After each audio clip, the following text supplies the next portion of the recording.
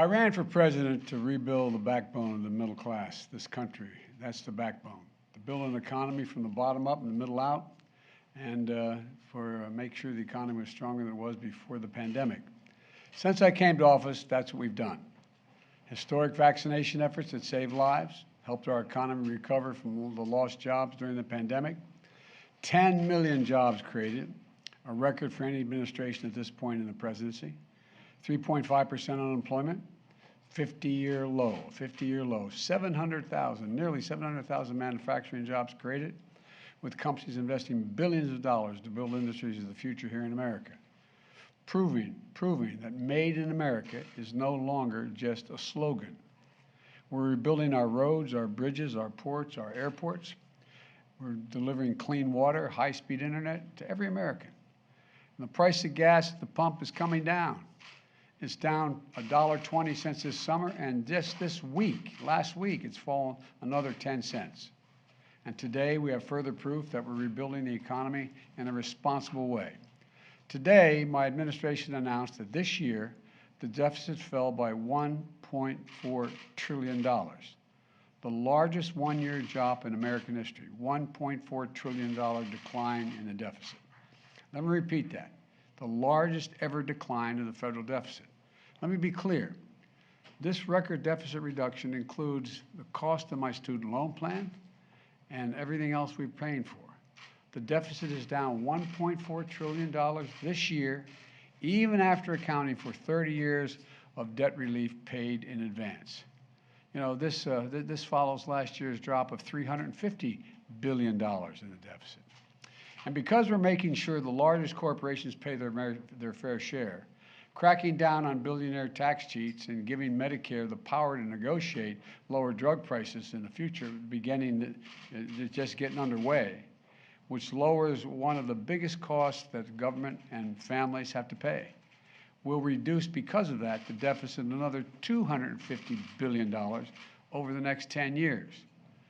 You know, we're going from historically strong economic recovery to a steady and stable growth while reducing the deficit. Building an economy where everyone does well, where the poor have a ladder up, the middle class does well, and the wealthy do very well. They're not hurt by it. And this is the economic vision I've had for America and the reason I ran, one of the reasons. Republicans in Congress have a very different vision. Now listen to me closely. Congressional Republicans love to call Democrats big spenders, and they always claim to be for less federal spending. But let's look at the facts. The federal deficit went up every single year in the Trump administration, every single year he was president. It went up before the pandemic. It went up during the pandemic.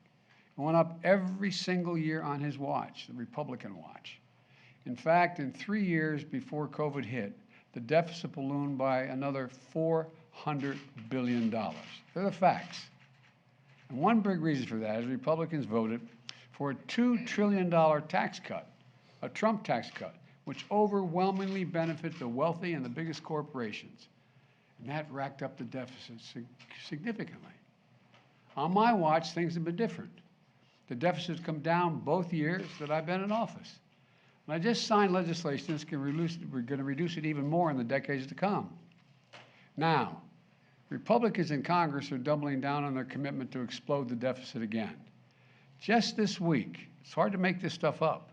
Just this week, Republican leaders said if they get their way, they're going to extend the Trump tax cuts, which are due to expire in a couple of years.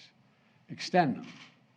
They said they'll repeal the corporate minimum tax of just 15% that I just signed into law, 15%. They'd allow the largest and most prosperous corporations in America to go back to paying zero in federal income tax, which 55 of them did in 2020. They said they'll repeal the lower prescription drug cost, and it will take effect next year, these major reductions in the drug costs don't really kick in until next year.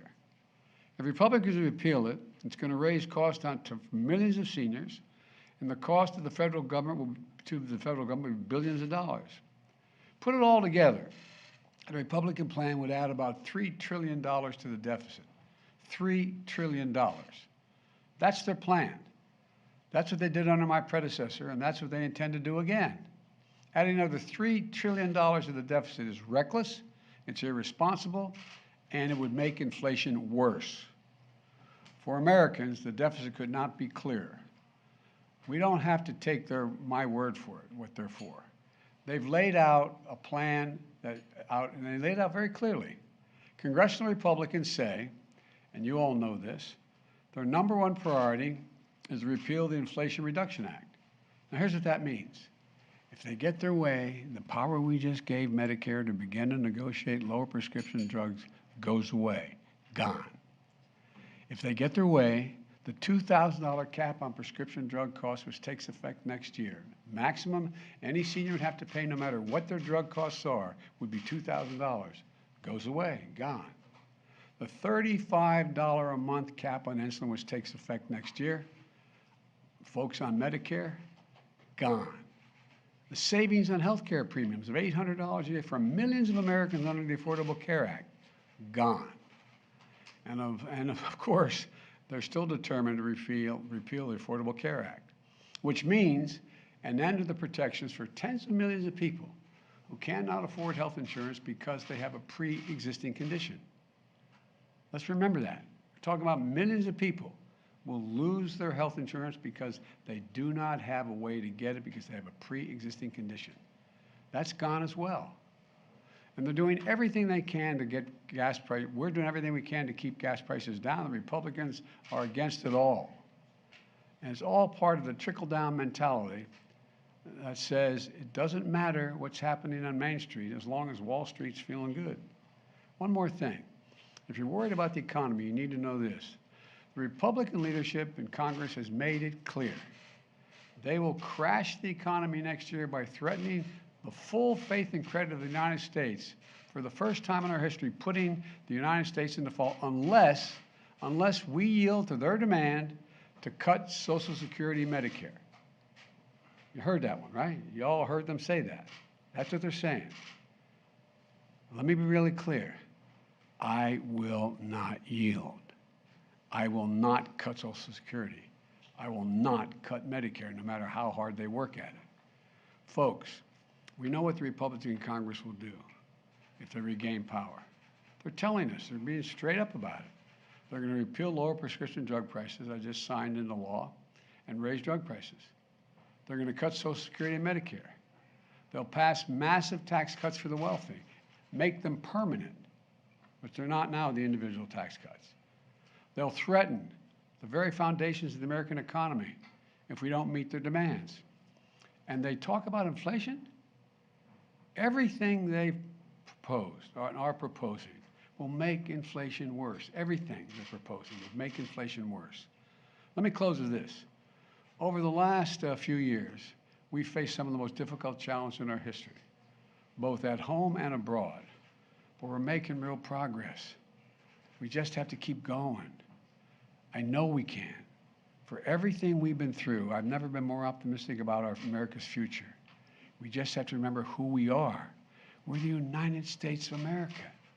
There's nothing beyond our capacity. And we're better positioned than any other country in the world to get through this difficult period. Inflation's worse all around the world. So keep the faith. Keep the faith. And God bless you, and may God protect our troops. And I want to say one more thing, actually. You know, I know, and I don't blame you, you want to ask me about the midterms.